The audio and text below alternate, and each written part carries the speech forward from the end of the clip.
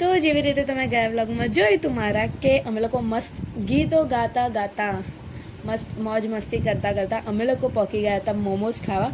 આ મોમોઝ ખાવા માટે અમને કેટલી વાર ઊભું રહેવું પડ્યું હતું તમને ખબર છે? બહુ જ બધી વાર માટે ઊભું રહેવું પડ્યું હતું. અને અમે લોકો આવીને મસ્ત બેસીને વાતો વિતો કરી ત્યાં. અને જેવું અમારું મોમોઝ આવ્યો, અમને ધ્રુવી દીદી શીખવાડવાની હતી કે how to eat momos professionally. તો પ્રોફેશનલ રીતે મોમોઝ કઈ રીતે ખવાય એ તમને અમારી ધ્રુવી દીદી આજે બતાવવાની છે.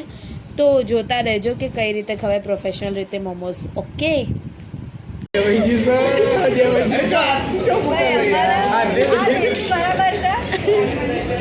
હા મારું દેશી હા કાપલું હા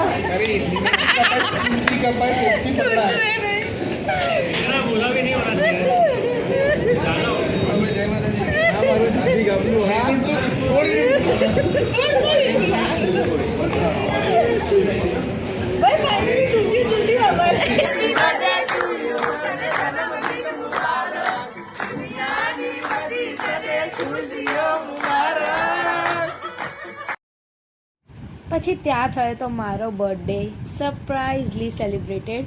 સો થેન્ક યુ બધાને જ, આપણા બંકાના ડંકાના ગ્રુપને થેન્ક યુ મારા બર્થડે સેલિબ્રેટ કરવા માટે. હું બહુ જ લકી છું કે હું તમારા વચ્ચે છું. ઓકે, પછી 4 વાગ્યા સુધી અમારી તો વાતો પતતી જ નહોતી. તો 4 વાગે અમે બેસા મસ્ત પાવભાજી ખાવા સવારમાં 4 વાગે. તો આ જો અમારા લવ બર્ડ્સ તો જુઓ તમે ખાલી. પછી અમે મસ્ત સવારમાં ખાધી પાવભાજી, બધાએ મળી. ઇઝ ધ ન્યૂ મેમ્બર અમારા ગ્રુપમાં કહી શકો છો તમે.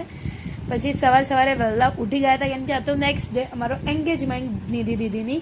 સો મસ્ત અમે લોકો I was vibing with Nidhi દીદીઝ ફ્રેન્ડ, કેમ કે બધા જ કામમાં હતા, હું એકલી જ બેસી રહી હતી. તો અમે જ્યુસ પીધો એટલામાં તો અમારી નિધિ દીદીની એન્ટ્રી થઈ ગઈ હતી, તમે જોઈ શકો છો.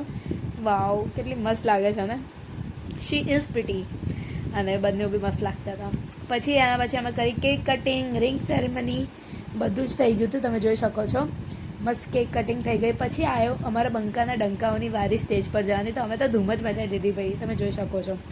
પછી અમે કર્યો ફાઇનલી દે આર એન્ગેજડ. અને પછી અમે કર્યું કે જીજુ સાથે પ્રેન્ક કરવાનો વિચાર, પણ અમારા જીજુ પ્રેન્ક થયા નહોતા, એમને ખબર પડી ગઈ હતી. તો અમારી નિધિ દીદી એમને પ્લીઝ યાર ખાઈ લેને એવું કરતી હતી.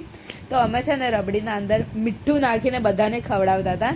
સો બધાને ખવડાવવાના ચક્કરમાં તમે ખાલી રિએક્શન જુઓ બધાના. બધાએ ખાધું તો ખરી, પણ એન્ડમાં વારી અમારી બી આવી હતી, જે મેં ધ્રુવી દીદીએ ચાલુ કર્યું હતું. તો અમારા સાથે હું તો એ જોવા માટે નેક્સ્ટ વ્લોગમાં કન્ટિન્યુ રહેજો.